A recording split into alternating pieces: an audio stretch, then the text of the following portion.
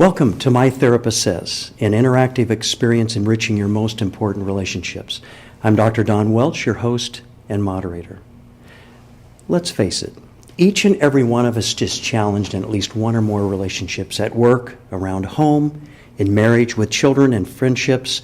We all desire healthy relationships. Why then do some interactions ignite intensely negative emotions while other relationships nurture the more meaningful moments in life?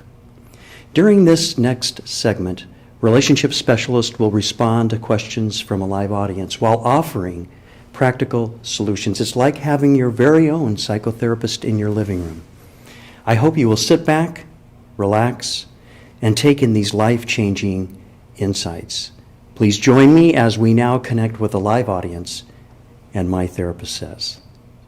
So welcome. You've had an opportunity to see our guests who are with us tonight, Dennis Estel and Danielle Levy, who are both very skilled in this area. In fact, both of them spend a great amount of time in that area, the area of working just with marriages. So they're two specialists with us this evening, and you'll see that as we move along this evening. So I welcome you. Tonight we're going to have a word of prayer, and then we will move right into the presentation and move forward into this evening's event. So let's pray together, shall we? Heavenly Father, we thank you that your Bible is very clear about marriage and that you intended it for a male and a female to be together and to become soulmates, to enjoy the privilege of this kind of love relationship that you have designed. And we thank you for your love for us and that you demonstrated that love by laying down your life for your bride, who is the ecclesia, the called out ones, your people. And we thank you that you welcome all peoples, regardless of race or background or ethnicity or nationality or wherever they might be in the world today. You've invited all peoples to come to you and to confess their sin and ask for forgiveness, knowing that you will accomplish that and that you then provide everlasting life and you provide that peace and joy and a wonderful life here on this earth because of your presence in each of our lives. So we thank you for the gift of marriage in these very challenging days. And we thank you for the gift of clear messaging about what marriage is and how it should function and how it should exist in the caring and nurturing of children. And so we bless you this evening. We ask for your presence, your guidance in all that we do, and we'll give you praise for what you accomplish in the name of Jesus. Amen. Again, welcome to My Therapist Says. I'm Dr. Don Welch, your host this evening, and would like to invite you, if you do have a 3x5 card and you have a question, we really would like to have those. If you'd hold them in the air, one of our hosts will come by and pick that up from you and distribute it to the front. At this time, Reverend Dennis Estel, who is also one of our therapists at the Center for Enriching Relationships, and he is presented before a very capable presenter. You'll see that. He speaks every Sunday and more throughout the community. So thank you very much, both of you, for being here this evening. So, Dennis? Well, thank you for having me. It's always a pleasure to come and speak to you. And this is actually one of my favorite subjects to talk about is marriage relationships. I feel like it is a part of my larger calling as well as my calling as a therapist. But my calling in life is to equip and to bring healing, help to bring healing into marriages. When we talk about wounding, it's always good to begin with some defining of terms, and let's think about what the word wounding means. For our discussion tonight, it's going to be a wound is a hurt that comes to a couple within that close relationship, and that's severe enough to adversely affect the relationship. So rather than say, well, is this a wound or is that a wound? It's going to be easier for us to say, did it have an adverse effect? Was it hurtful to the relationship? And if so, then it can be defined as a wound. There are several things that do it, and I think immediately the first thing that comes to my mind when I think about what wounds a relationship is infidelity. And that certainly has an impact, whether that's a physical relationship outside of the marriage or what I see quite a bit also is an emotional attachment to someone else outside of the marriage. It can also be abuse. whether physical abuse or verbal abuse has a wounding effect on a relationship. And then the failure to emotionally connect with the partner after a severe loss or a major change that happens within the life. Could be, for instance, it could be a miscarriage. The wife, the mom, takes that very hard. It's a very emotional wounding for her, and the husband fails to come along beside, either out of ignorance or just detachment, fails to come along beside and to comfort her and to emotionally connect with her. And that can have a long-term wounding effect on the relationship. It might be the husband loses a job, and the wife blames it on him rather than perhaps what might be the economy or other things. And all of these things can have a wounding effect. But it also can be something that might be even considered normal, but when it becomes an ongoing pattern of behavior in a marriage, in a relationship, then it can have a wounding effect. Things such as criticism, when that is an ongoing pattern within the relationship, it reduces the level of connection that the couple has. One of the things we've through research, we know that it takes 5 positives to overcome 1 negative statement. So when you think about that, when you're making that negative statement, okay, I got to make 5 positives to make up for this 1 negative statement.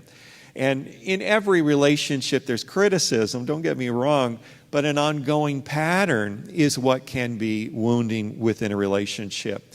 Some others are defensiveness, where one or the other says, you do this or you did that, and the other says, well, maybe so, but you do this and you do that as well. And through that defensiveness and accusations, we end up wounding each other. And stonewalling, which is a particular trait of many men. In fact, it's estimated that about 85% of men handle conflict in a relationship by stonewalling, by putting up that wall and saying, this far and no further. I'm not going to talk about it. I'm not going to discuss it. And for the partner, it's like talking to a brick wall. That can be wounding in the relationship. Contempt, which is particularly destructive. That can be verbal contempt, where you are belittling your partner. It can also be something as simple as rolling your eyes when your partner says something. And that ongoing pattern of criticism can be very destructive, or contempt. Selfishness. My wife asked me to throw this one in, not because she thought I was particularly selfish, but one of the things, we've been married for 39 years, and so we've seen a lot of couples in church and in our personal life. And one of the destructive things that happens and that wounds in the relationship is a continuing pattern of selfishness. Am I selfish? I can be sometimes, but where that is a continuing pattern, it wounds my wife and it makes her feel more defensive, more like she has to then make sure that she's going to get what she needs out of the relationship. Betrayal. And I know that as the first thing I started with was adultery, and that certainly is a betrayal. But I'm speaking more about that ongoing pattern of betrayal that happens. Maybe you're in a small group and you're talking with others, and your partner says something, it makes a statement, and you're kind of like, I'm not really sure that that's true. And somebody else says something, and you go, yeah, that's what I think is true. And it seems to your partner that you're always against them. And there is a feeling like you're standing with someone else. And so that ongoing pattern of betrayal and jealousy is another thing that sometimes we, especially when we were young, wasn't it appealing to us to have someone jealous for us? And then as we get older, we're going like, man, this is getting old. It's hurtful and destructive to the relationship. So all of those things can wound a relationship. So how do you get past that? How do you bring healing to the woundedness? And I hesitate to say 3 easy steps because none of these steps are easy, but they are very necessary to bring healing to the woundedness of a relationship.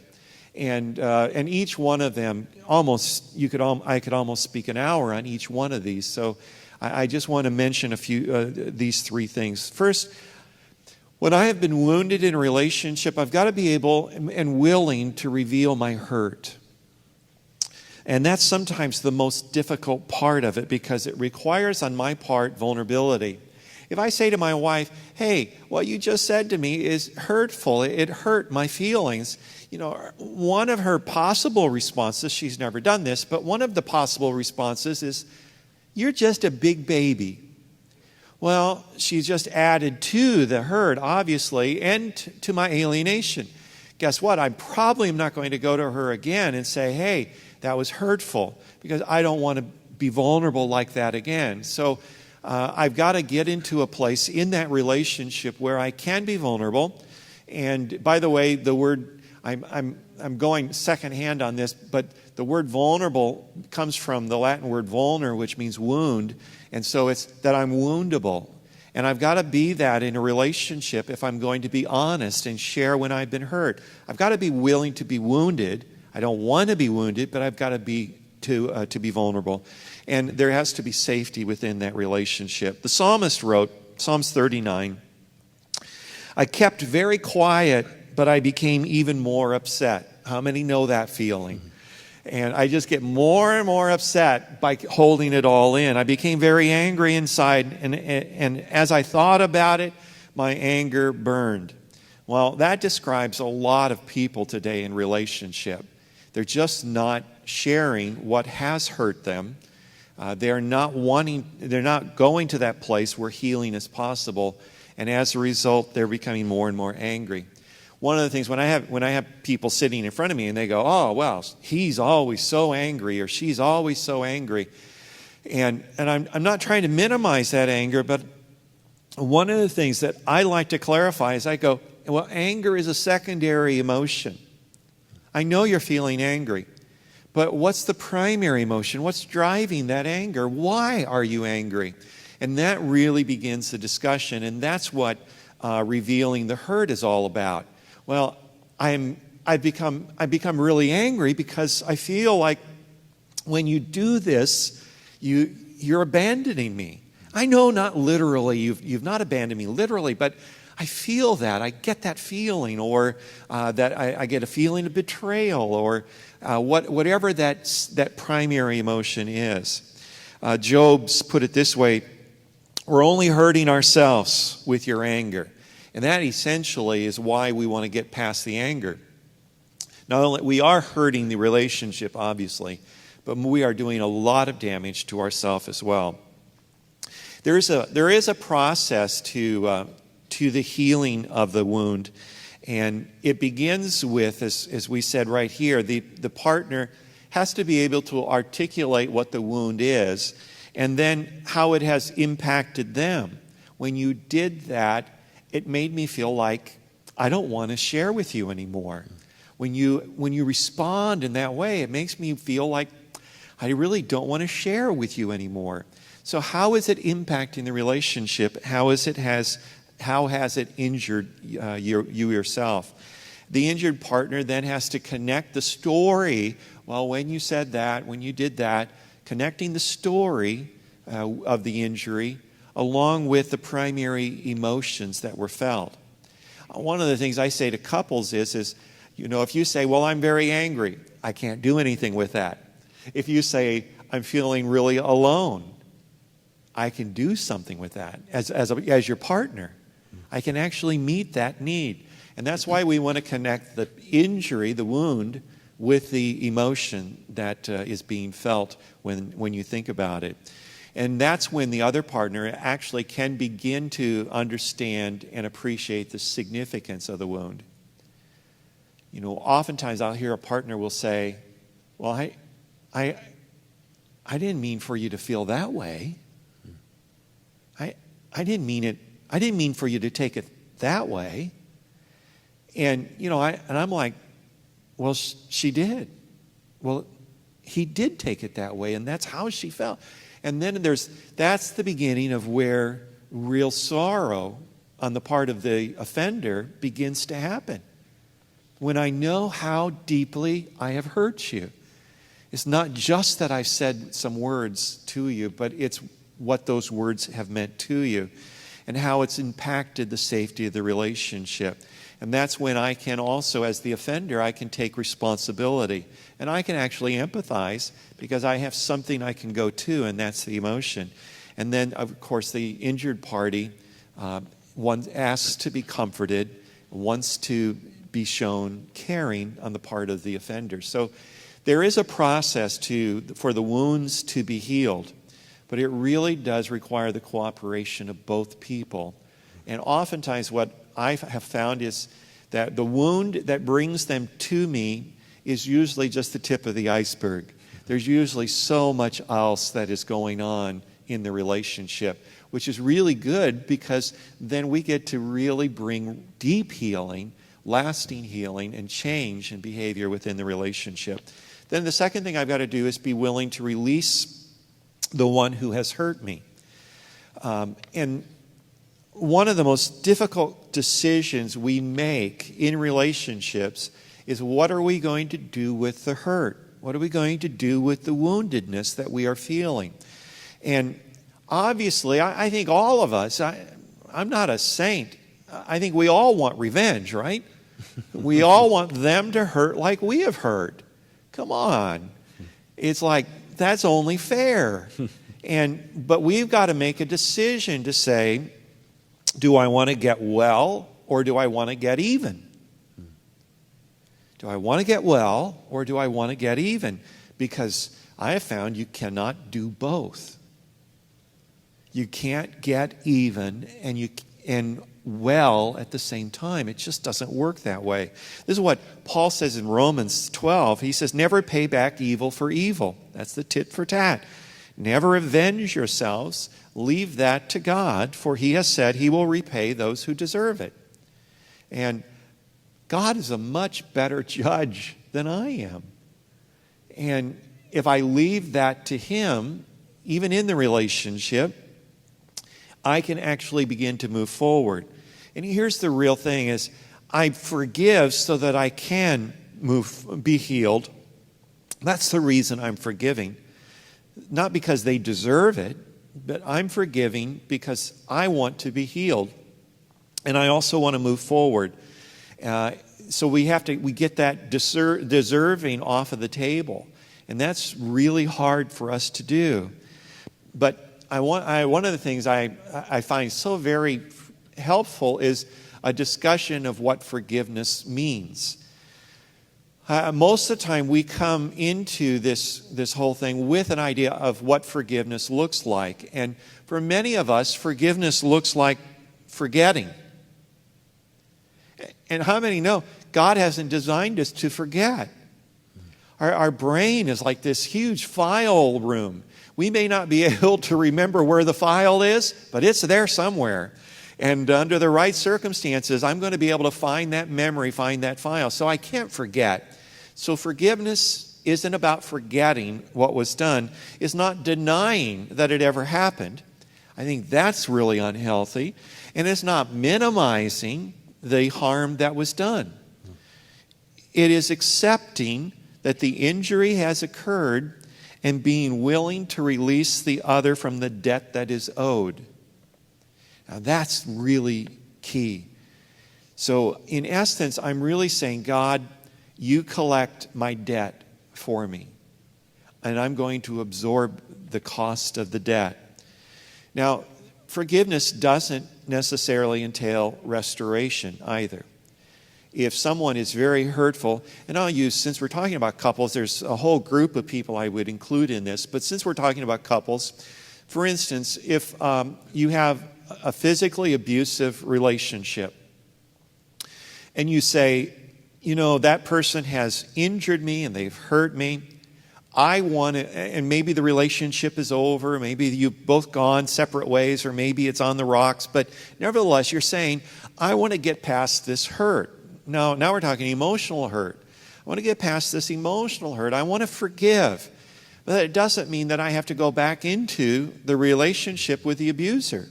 That's what restoration would look like. I restore the relationship. So forgiveness is not restoration.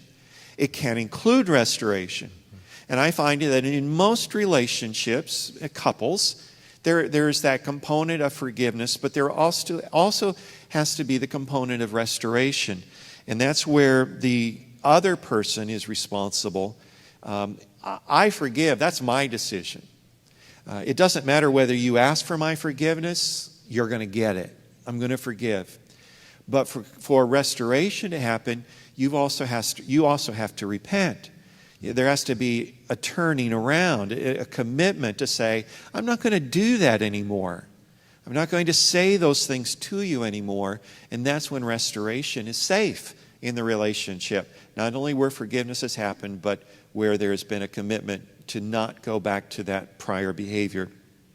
And then I replace the old tapes with the new. How many know that when you were in a bad relationship, it loads up your mind with all kinds of just bad truths, bad lies that are about you?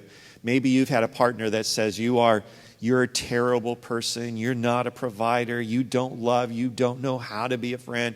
And so we've got these lies that have just kind of built up in our head.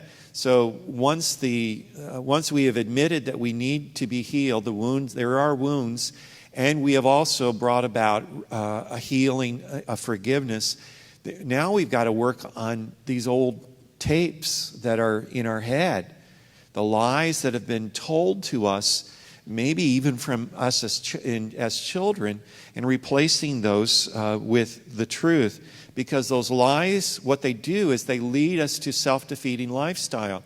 One of the things I've said to couples, I don't say it to every couple, but I've said it to a few couples. I go, if you guys go ahead and divorce, you still need my help right now. Even if you've decided to go ahead and divorce, you still need my help, because you're going to take all of these old problems, all these old lies, and you're going to take them into a new relationship. And that's going to be destroyed. That's one of the reasons why second marriages have a higher failure rate than first marriages. We've not fixed the problem. So anyway, I guess my point is let's fix the problem, and then let's talk about whether we want to go forward with this relationship. But one of the things that we have to do is replacing those old tapes. And Romans 12, verse 2 says, let God transform you into a new person by changing the way you think. And that takes some time. Sometimes we're talking really not just weeks or months. Sometimes we're talking years of replacing those old tapes with new truths. I think it begins, for we who are believers, it begins by praying and asking God to heal those memories and to begin the process of teaching us new truths. It's filling our mind with God's truth, Scripture, and this is the truth about me. And then believing the truth that God has spoken about you. And as I said, that is a process, but it's a necessary process to healing the wounds. Ephesians 1 says, through what Christ would do for us, God decided to make us holy and in His eyes, without a single fault. And so we stand before Him covered by His love. Isn't that a wonderful truth? That we stand before Him covered by His love. So part of that is not only changing our brains about what we think about ourselves, but it's changing the lens through which we look at our partner, of how we think about our partner, how we view life, how we view ourselves, and all of that's critical to individual and couples' happiness. So we'll talk with a couple about changing the lens through which you're viewing your partner. Couples who experience on a regular basis hurt and disappointment and criticism, what they do is they develop this negative lens as they view each other. So, I could say if my spouse is looking at me through a negative lens, I could say something like, hey, it's a pretty day today, isn't it? And they look at me and they go, well, what was wrong with yesterday? Was it something I said? I mean, you are always so critical of me, and now you've ruined today for me as well. You see what I'm saying? It's the negative lens. And so one of the things we do in therapy is helping to identify those lenses and to help couples to change that, how they view each other. That's also a part about that refocusing on the future. That's how we bring about a healing as well. When we get our attention off of our past and we focus on God's plan for our future, and when we decide that we really want our relationship to be healed. It's not unusual. I know Danielle finds this to be true as well. It's not unusual for me to sit down with a couple in our first session or two, and I'll ask the question, so do you both want this relationship to work? And it's not unusual at all to have at least one to look back and say, well, I'm not sure. And what they're really saying is I want to make sure that the other person is really going to change before I commit. And I'm like, okay, we can work with that. As long as I got them sitting right in front of me, I can work with that. But when I begin to hear a couple focusing on the future, all of a sudden I realize that we have just turned the corner. And now we're both talking about the same thing.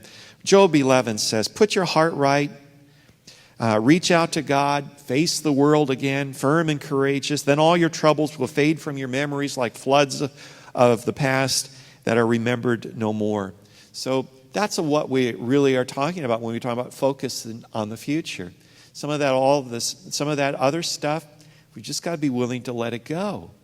I've worked with a couple who they placed these impossible demands on the other, and it was like, if you make this right from the past, and they had a whole list of things in the past that they needed to be made right before they could move forward. And I worked with them for probably over a year and a half. And every time we would seem like we would get to that point, it would be like, yes, but they haven't fixed the past yet. And the other would say, I'm sorry. I don't know what else I can say. I'm sorry that it happened. I'm sorry that I said that.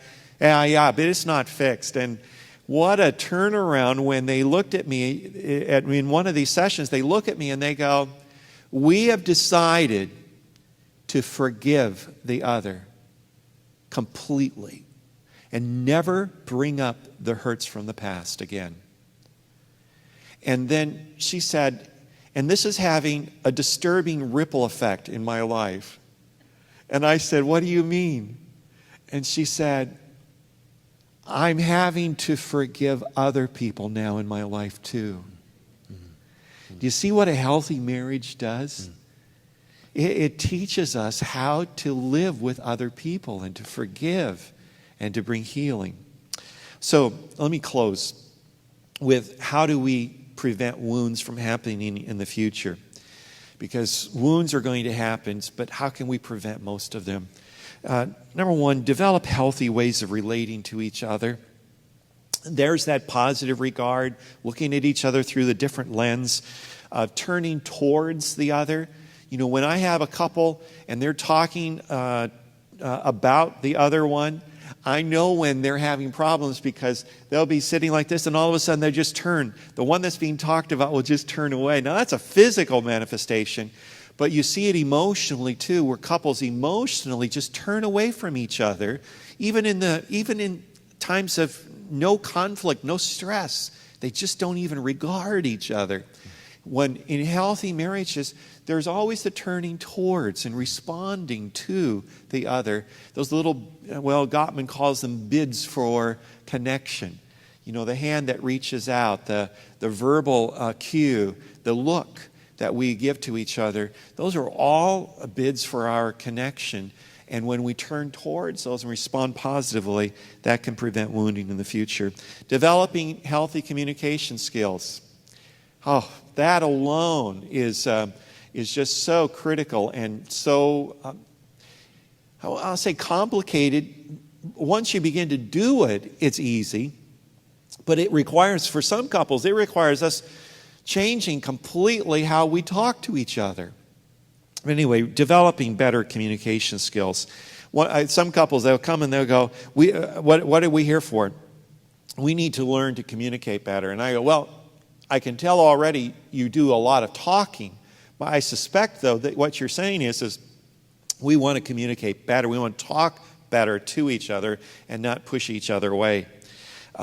We also have to make room in our relationship for positive experiences. I find people are so busy and they rarely take time for positive experiences, and it doesn't require a lot of time. Sometimes it's just, hey, my wife will say, or I'll say to her, you want to go out and get some ice cream? What does it take? 30 minutes, 45 minutes? And it's like, yeah. Or, go to a movie. But anyway, developing some positive experiences, acknowledging and accepting each other's feelings.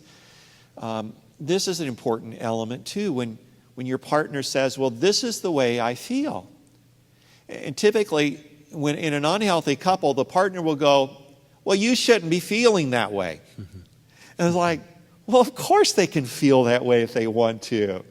So in a healthy couple, they'll say, I understand what you're feeling. I'm sorry that you're feeling that way. That's not what my intention was. Create new solutions to solvable problems. Accept perpetual problems. Learning to accept that. This is just the way it's going to be. My ex is, I don't have an ex, but my ex is always going to be in the picture. We just have to learn to work with this. I'm always going to have, I'm always going to have stepchildren. They may not be teenagers forever, but I'm going to have stepchildren, that kind of a thing. Those are perpetual problems. Accepting the influence of your partner. Guys, this is probably the most important step that we can do for a happy relationship. Research has shown this to be true. When you accept the influence of your wife. And it says so much to her. It's like, and I'm not saying this is a one-way street, but it has been shown to have the greatest impact when the husband will accept the influence of the wife. Learn how to make effective repairs. God bless the person in the relationship that knows how to say, I'm sorry.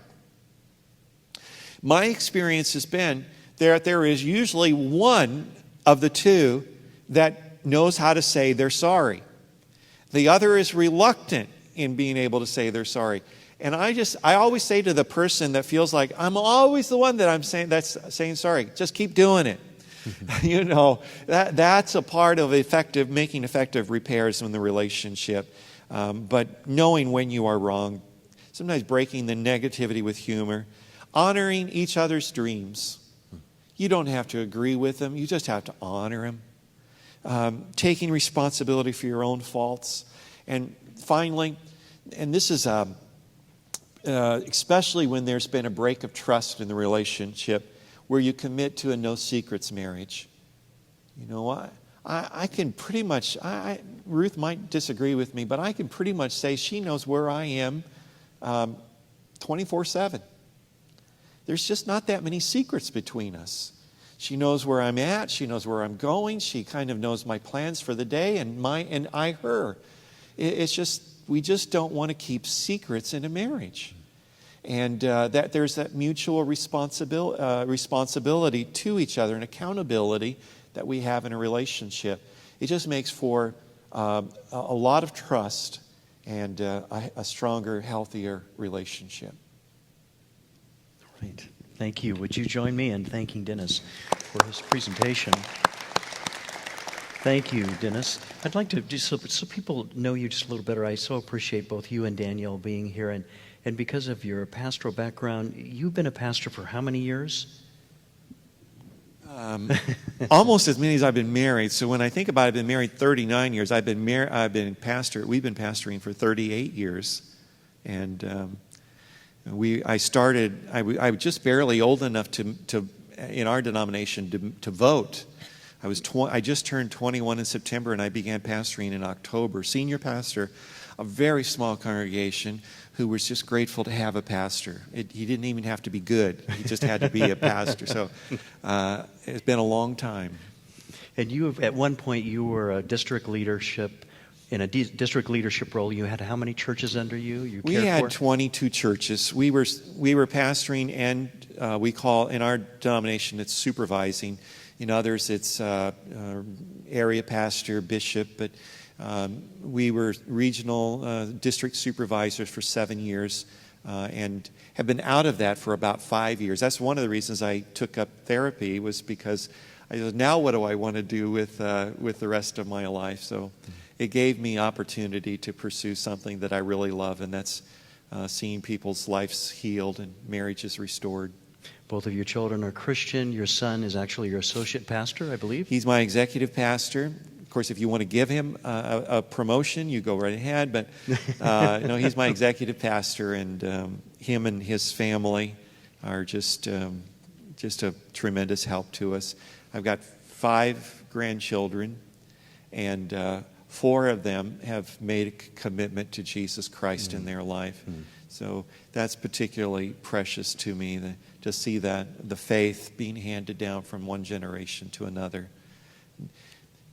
And I don't want to artificially tie it in, but I would say that years ago, one of the things that I just said, I made a mental picture in my head. What do I want my life to look like in 20 years? And this was about 20 years ago. And I said, this mental picture I drew is Ruth is in the kitchen baking cookies, and I'm in the living room reading a book. And all of a sudden, I hear little footsteps running towards the front door, and the door flies open, and my grandkids come running in saying, "Nana, Papa," and I've got that. But I wouldn't have it if I hadn't maintained my marriage. And one of the things I say to couples, it's not the only reason I've stayed married to Ruth, but it's one of the things that we've got this mental image. What do you want your life to look like in 20 years?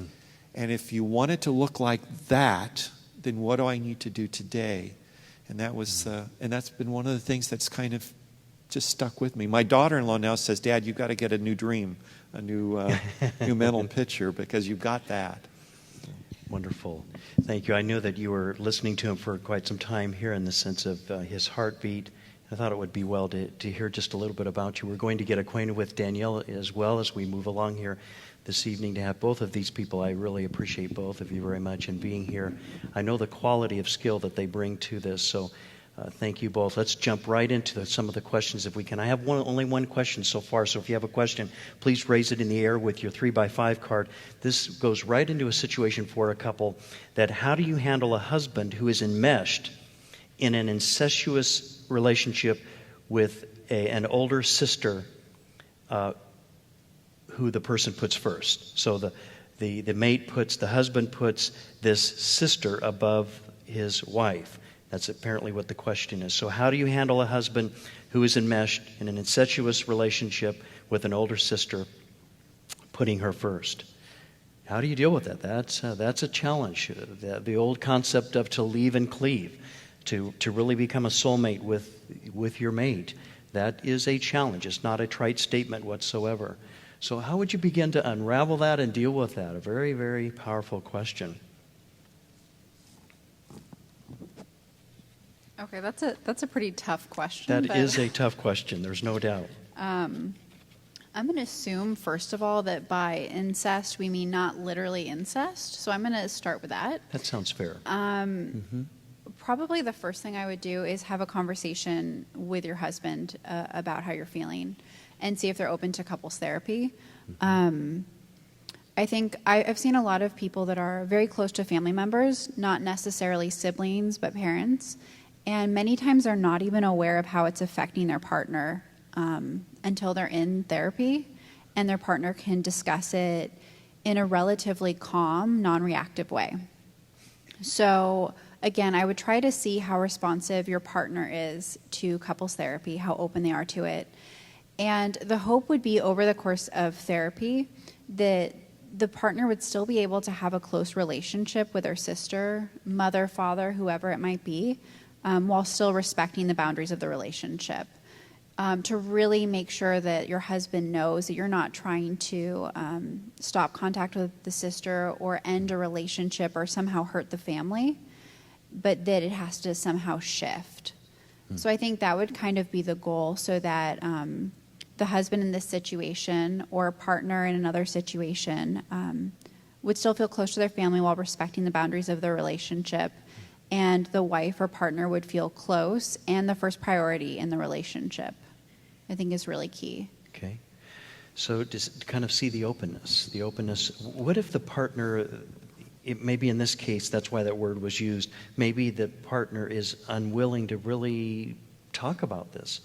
What do you do in these kinds of cases where there seems to be that scapegoating, as you mentioned, Dennis, or a wall? How would you help someone to even begin a conversation or try to see if there might be some level, even if it's minimal, some level of openness to discuss this, because it may have had years of wall built upon wall, built upon wall. What would you suggest at that point? I don't know who asked this question. I'm just trying to respond and tease out some more of the emotion, perhaps. One thing I would kind of start with, and I'm not sure if this person has, but I think, if I'm thinking about a situation where someone is unwilling to come into couples therapy, maybe they're not ready for that yet, I think even simple limit setting, so kind of, I love that you spend time with your sister, but perhaps could we limit that to this day of the week? Or I'm comfortable with that, but then can we make sure we have a date night or some time where I can connect with you?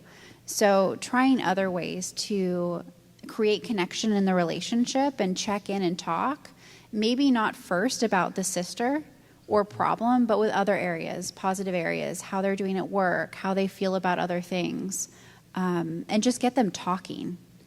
And then the goal would be either they could kind of shift, and sometimes that solves the problem, or they feel more comfortable with their partner and willing to share. And then you can kind of find that space to say, it can be really painful for me sometimes when you do this. So that would be my suggestion. So one of the things is to make a deposit, emotional deposit, by actually finding something you appreciate, genuinely appreciate about the other person, so that you're, in essence, taking a withdrawal. If it's a very resistant person, your mate, is to try to say that I'm not trying to hurt you by this, and I'm really trying to see if there's a way for us to have a better relationship, not at the expense of your sister, but to improve our relationship. Is that what I'm hearing? Yeah, and I hear the frustration in that question. It's and the hurt. Talk about woundedness. You feel your partner loves someone else more than you, cares more about them, wants to be with them more than he does or she does with you, and so that's an ongoing wound, hurt that has happened in the relationship, and it's important that that person, who the questioner, also gets some help towards healing. It's not that we're going to necessarily change the behavior of the other, but it's, I need help. I'm hurt. I'm wounded. I need help to get through this. Changing the environment. At this point, I may be wrong, but at this point, I would suspect that you've said so much already to your husband about how you feel about this relationship with him and his sister, that he's doing the stonewalling with you. You are talking to a brick wall. So, it's kind of like that's not working anymore. So I think Danielle's suggestion to really change course is probably the best thing that you can do for him and for you, is to say, look, I'm not even going to concern myself with this relationship right now. Obviously, it's something that needs to be changed, but I'm not going to concern about it right now. I'm going to take what I can and hopefully begin to reprioritize his own feelings, which then brings you into a safe place where it can be discussed. A lot of times guys, they don't want to go to therapy is because they think they're going to get ganged up on. She's so angry with me and she's just waiting for an occasion where I can't get out of the room and then she's going to unload. So you do have to bring the temperature down before you can get him and you in the same therapy room.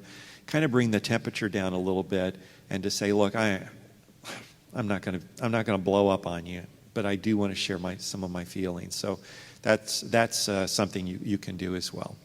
That's why I think you started with reveal my hurt. So you said it requires vulnerability. So, and Danielle, as you were suggesting, to start at a place where perhaps as both of you were suggesting, that she would show maybe her vulnerability to her husband, and it could be inverted depending upon the situation. That's a difficult thing to do when there's a very troublesome piece between the two people. But that's so well said. You said, reveal my hurt, release the one, but it's starting at the revealing my hurt instead of trying to bypass some of the steps of which you suggested. Yeah, and I would suspect that she has already said to him, this makes me so angry, I'm so hurt, I'm so disappointed. So I'm not saying that she has not already revealed her hurt. I suspect that she has, but I'm wondering whether it's really been heard.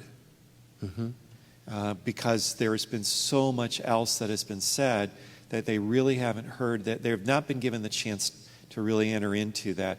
I don't know. Sometimes when I work with couples, it's 4, 5, 6 sessions before the husband, typically the husband, sometimes the wife, but typically the husband begins to say, oh, now I get it. Now I understand what's wrong.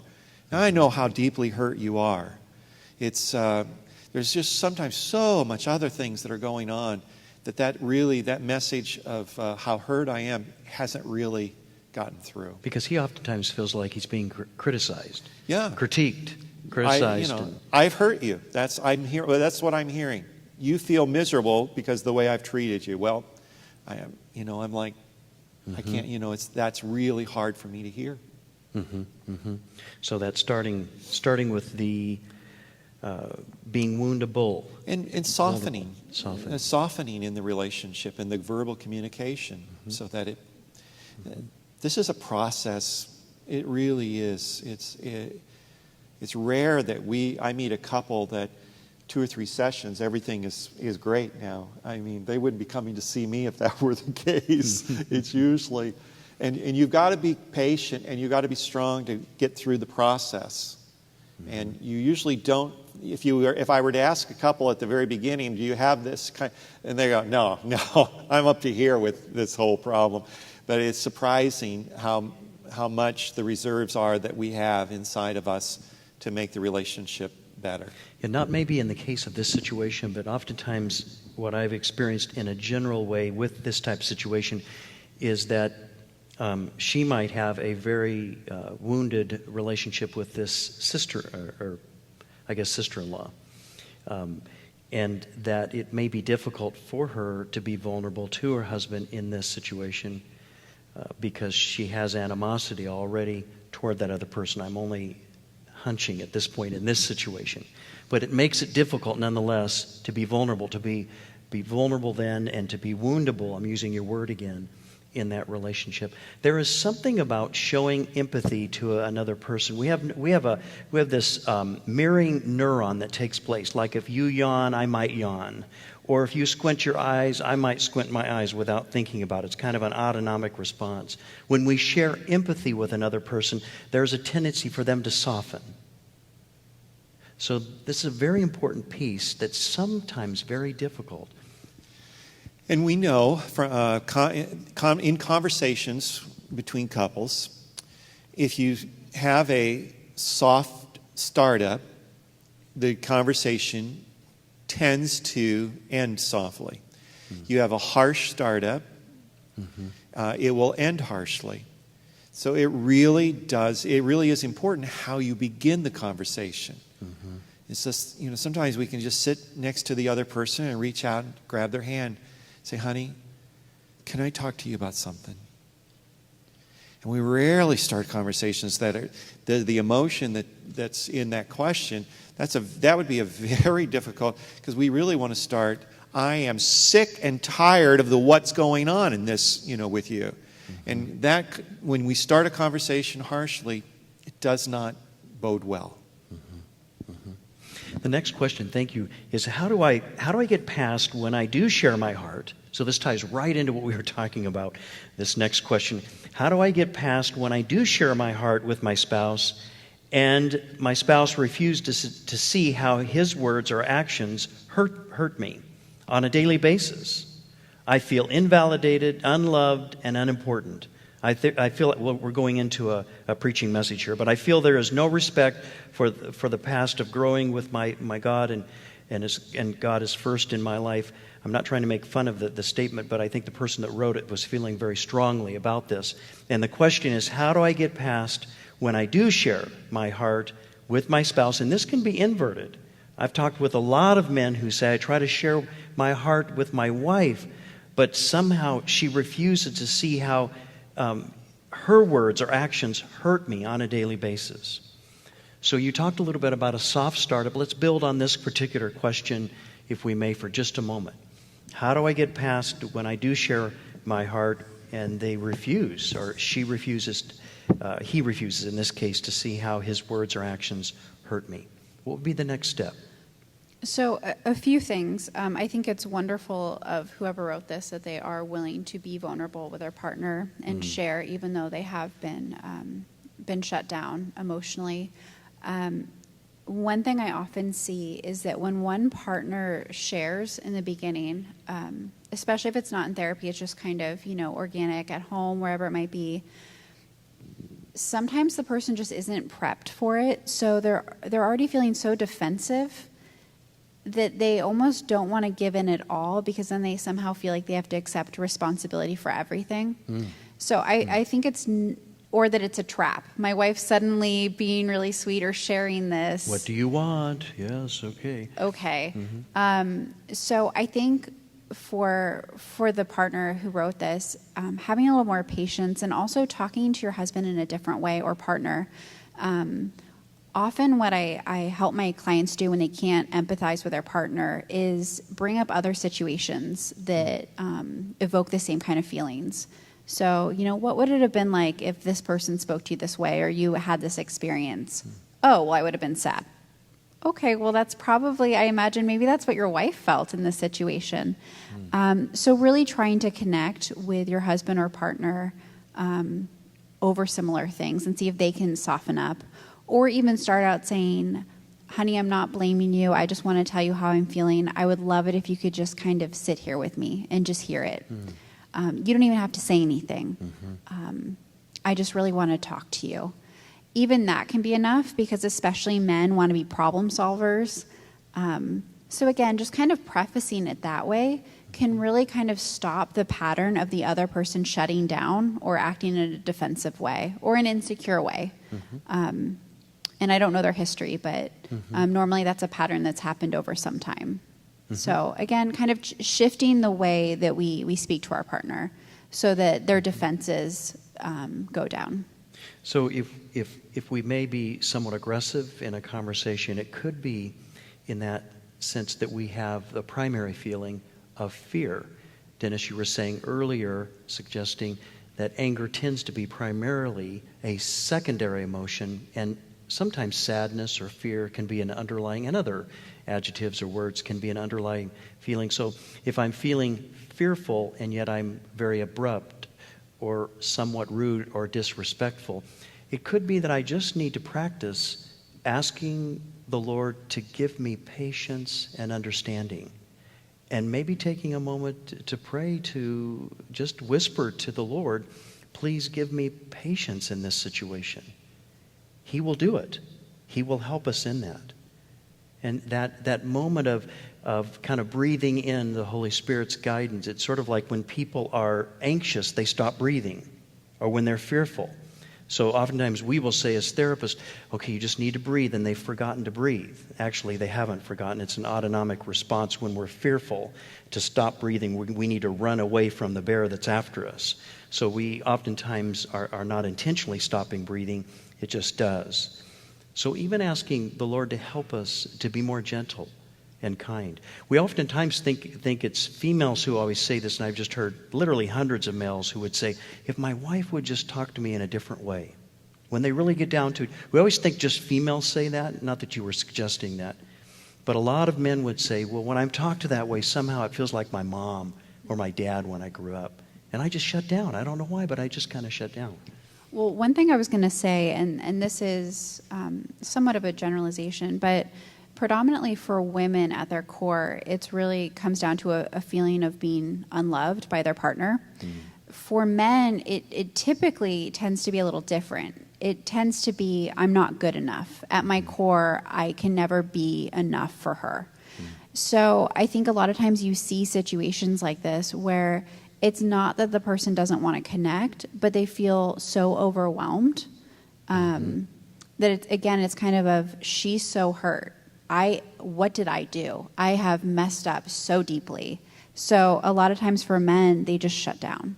So even, again, talking about patience, taking a deep breath and praying, even reiterating, I love you, and you're an amazing husband. You're a great provider. You're this, but this is how I felt. And again, I'm nothing against your character. I just want to let you know, can really change things, where you can still share those deep emotions while respecting this person's maybe fear of not being good enough or not being lovable.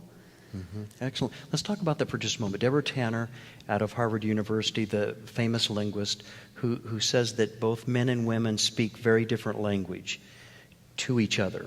Let's park on that for just a moment. Say we don't know. If you've never asked your mate how you would like to be spoken to, it'd be a great thing to ask your mate. When we're under a little bit of stress, how could I best address the situation? What kind of words could I use? What kind of sentences? Could we park on that for just a moment? The differences between male and female related to this question. Yeah, one of the things that came as Danielle was talking was men have a very limited vocabulary of their emotions. I beg your pardon. Sometimes what I'll do to men is I'll give them a sheet of paper with with words that are emotions on it. They're like 20 or 30 emotions. And I'll go, now which of those do you feel when this is going on? And they can go through the list and they'll check it. They'll check off a half a dozen. I feel this, I feel that, I feel that. So we're really sometimes not that articulate about emotions. And that's usually why you'll hear a guy just say, well, I'm just angry. Because they don't have a vocabulary to describe what they really are feeling sometimes. So I think what I would suggest to this lady who wrote the question, when I share my feelings, my husband ignores me or doesn't respond appropriately. And I think in a calm moment, a good question to ask him is, when I say that I'm lonely, what do you hear me saying? And don't let him get away with, that you're lonely. No, what do you really hear me saying? And I think you'll get what Danielle was saying. The guy will say that I have failed you. Or something like that usually really talks about his own feelings. So that's when the wife can come back and go, no, when I say I'm feeling this way, this is really how I'm feeling. And then you get a chance to reaffirm, you're a wonderful provider, but sometimes I don't feel like you're there for me. And it's not that I don't want you to have, your own time, but I just need to know you're there. And so, and then following up with that and saying, maybe he'll say, well, what do I need to do?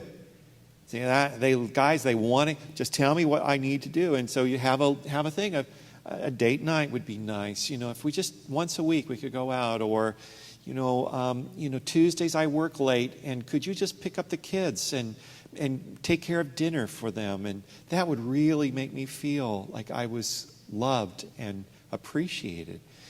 So that's, I think, one of the differences between male and female is men, you just have to really, ask them the question, what did you hear me say? What does it mean to you when I say this to you? Don't assume that you're getting both the same responses. So almost like giving the steps. Like, this would be helpful if you did this. If you picked up the kids at 4 o'clock on Thursdays, that would be helpful. And then also add, is it possible? so that there's a choice in it. This emotional choice, is there an ability for the person to say, I'm not sure I can do that on Thursdays at 4. Is there another day that I could try? So it's being more pragmatically presenting in what you need. Is that what I hear you saying? I think so, and being specific about your feelings. I had a couple some time ago. They both worked. He got home early from work, and so she would get home later, maybe an hour and a half after he did. And so it would be typical for him to clean the kitchen, maybe fix the dinner, maybe spend time playing with their child. But he was pretty good. I mean, as guys go, he was pretty good. Not always doing all of those things, but would hit one or two of those. Well, this one, and they'd been coming for a variety of reasons to counseling, but one of the things I said to her is, when you're upset, you need to really say, this is what I'm upset about. Mm-hmm. Because I can tell you, most guys, when you get upset, we think you're upset at us. It doesn't matter what's going on. You're upset at us. So I said, one of the things you can do is just, when you're upset, just say, this is what's going on. And so one day she walks in from work. She's angry. She's had a terrible day. She walks in and the kitchen isn't cleaned up. And then she starts thinking, no, he usually is pretty good. He's a pretty good dad. He's a loving husband. And she's telling, all in a matter of a few seconds, she's telling herself, and then she remembers, I need to tell him why I'm angry. And so she walks in, and the first thing she says is I'm really angry right now, but it's not about you. Whew. Yeah, I feel better. Okay. That's exactly what he did. Is I've had a bad day, and it's just been terrible, and it's gone on forever. And I said, what did he do? And she said, he got up off of the floor where he was playing with our child, and he came over and he put his arms around me and hugged me. Mm. And I said, how was that? And she goes, that was perfect. Mm. It was just what I needed. And I asked him, I go, what would you normally have done? She walks in the house, she's angry. I said, what would you normally have done? And he says, I would have run to the other room. Mm. And I'm like, see, that's the difference. And so it's okay to be angry and it's okay to be upset, but just explain what's going on, why you're feeling the way you're feeling. And it's so helpful, not just to us guys, it's helpful both sides. This is not a man-woman thing. We need, just explaining our emotions to the other is so important. One thing, kind of going back to what you were saying about gender differences in language, and what you just said is the main thing I tell my clients, and I will say this because we've been kind of hard on the guys. Women do tend, I hear a lot of, you should have known. A lot of mind reading. You should know how I'm feeling. You should know this. People can't mind read. We are really bad at it. I wish we were good at it, but we can't. So I always tell my couples, no mind reading, ever. In fact, I want you to over-communicate. That's always the homework I give my couples. I have them kind of do a check-in at the end of the day for about 10 minutes, no matter what. And there's always information that the other person didn't know or wasn't sure, because again, we can't read each other's mind. And women especially have a tendency, probably because we're socialized to be so agreeable and nice, that when we're upset and someone says, how are you, especially your husband, you say, I'm fine. Okay. And we're not. And so one thing I teach my women that I work with is really to be assertive in how they're feeling, so that the men they're with are not getting in trouble for not knowing how their wife or partner's feeling. So we really take ownership of our emotions. I had a bad day, or I'm a bit upset with you because you didn't do X, Y, and Z. And I found men are really good, again, if you can lay it out in a concrete fashion, most guys are really good about that. Okay, I can do that. So again, less focus on mind reading, take that off the table, over communicating, And for women especially, to not be passive aggressive and to really take ownership of their emotions, whether they be positive, negative, or anything in between. So more direct communication. Yeah. I know my own wife, Robin, 2 nights ago we were talking about something, and I found myself getting upset on her behalf. I thought I would do a better job if I got upset on her behalf. And she said, I don't need your emotion at this point. I just need to share mine without you emoting. And I thought, wow, she's a good therapist. And so I said, okay, I think I can do that, so I'm not going to emote anymore. And she was direct. So it was gentle, and we really both kind of smiled, realized that I was doing something disuseful to her by trying to solve the problem, and she communicated what her emotional needs. Daniel Goleman is a great book. His Emotional Intelligence is not a new book. I believe it was 1994, that it talks about how to develop your emotion. And by the way, when we were talking a little bit about the men, I know you helped to balance it a little bit there, Danielle. It is in the 70 percentile. It was 72%. I don't know in the last 2 years where it is, but it was at 72% for several decades, that if both male and female work outside of the home, that the female does 72% of the domestic work.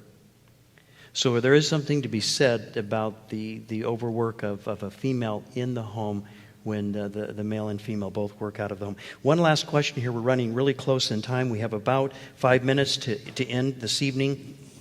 And this question is, my spouse often reminds me of my faults. We were just talking about this. My spouse often reminds me of my faults and or things I did or did not do. Then I feel that I have to itemize and pat myself on the back for the good things. It's awkward and humiliating.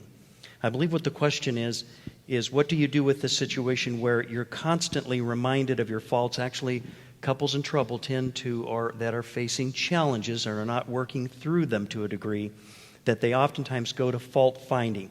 You become a little emotional, so you become hysterical, so you go historical. If you're a little bit hysterical, you're going to go historical. And you're going historical, you're going to pull something up and say, see, when you did this 10 years ago or 15 years ago, that this happened. But what does a person do if they feel like they're kind of patting themselves on the back because all they're experiencing from their mate is this list of faults? What do we do? So I was just kind of thinking about it. I kind of have like a three-prong approach, I think, for this. One that's very common in a relationship, unfortunately, where both partners are not getting validation and feeling that connection and love and intimacy with each other, to really have a focus on faults, and it leads both people feeling really insecure and not good enough in their relationship. So the first thing I would suggest for the person that wrote this, which kind of goes back to what Dennis was saying about a negative lens, is oftentimes when we've been criticized for a long time, we start to believe it, even when those things aren't necessarily true anymore. So I would suggest for this person to do some self-reflection, kind of reality testing. Do I have these flaws? No, I don't, or yes, I do. Can I work on them? Can I not? Is this the truth about me? Is it not? So really, for themselves, figuring out these criticism or flaws, are they true or are they not? Is there a purpose for them being in my life? How can I fix them? Maybe they're not even there. So really for that person to focus on what those things are. The second thing is really focusing on a support system outside of the relationship as well. You know, do I have friends? Do I have a therapist? Do I have someone at church that can also find the positive in me, that can kind of nurture that part of me that isn't maybe necessarily feeling fulfilled right now? So again, these are things not outside of the marriage, but just a natural, normal support system. I think is really important. And then finally, talking to her husband or your partner and saying, letting them know, again, back to the vulnerability, I want so badly to be such a good partner for you. And yet, when I hear you say these things, I feel like I just want to give up. I feel like I can't try any harder. I feel unlovable. I don't know what to do with that anymore. So just really being open, I think, and vulnerable in situations like that. And many times the partner will say, well, I didn't realize that I was making you feel that way. That kind of goes back to that woundable piece. If there's an openness, a vulnerability, that oftentimes it's difficult to get there when we're deeply wounded because we're in a defensive place where we're trying to survive. So It's a very good point. And then if you do have outside resource, probably should be the same gender, right? That you'd have that support, because if you're with an opposite gender, there would be a tendency now to have this intimate conversation with someone. These are great steps to do that self-reflection. When you think about it, it's one of the greatest gifts we have as humans is to self-reflect, to do, we call it meta-thinking. You're thinking about thinking, is to take that time. We don't necessarily do that in these United States of America because we're so pragmatic, which means if it works, so we're always kind of working to get it done rather than reflecting upon it. And it's one of the great gifts in a marriage, I think, is to do that reflection. I know we have just about a minute left, and I want to personally thank both of you, Danielle and Dennis, for another outstanding presentation, listening to your thoughts and ideas. I so appreciate it and so glad that you're here. Would you join me in thanking them for their participation and leadership? Thank you. And I also want to thank you for coming out on a different night. And what a great group that turned out this evening. We're now on Tuesday evenings. If you can let your friends know, we do live stream this as well. And our next My Therapist Says will be November 4th, Insights to Embracing God's Love. So I hope that you'll invite others to join us. Kathy Gedke, who is a tremendous presenter, will be our presenter that evening. And Yolanda Gorick, who actually was presenting seminars on the Church on the Way, a very well-known church here in the California state for years, and she's a great, great communicator. So both of which will be with us on November 4th. Let's have a word of prayer, and then we'll be dismissed for this evening. Father, we thank you so much for the gift of talking about marriage. It is the centerpiece that holds these United States together without a doubt. Other than your grace, please never take your hand off these United States. Never withdraw from us. So I was just reading in Jeremiah again, Jeremiah calling out to the people, please turn back. Turn away from the pagan idols. Turn away from those things that you're pursuing that are just pleasure-driven. Turn away and come back to me, the God of this universe. And I pray, Father, that as we honor marriage, the very centerpiece that keeps this United States stable and secure, we know that's true because how you have promised from the very beginning of the Bible to the end of the Bible, how much you believe in marriage and how significant that is to us, to you and to us, because we are your bride and you're coming someday for your bride. Thanks be to Jesus Christ, who died on the cross and rose from the dead, and we thank you for that. You became the atonement of our sins. And so we thank you. We bless you this evening. We give you praise. In Jesus' name, amen.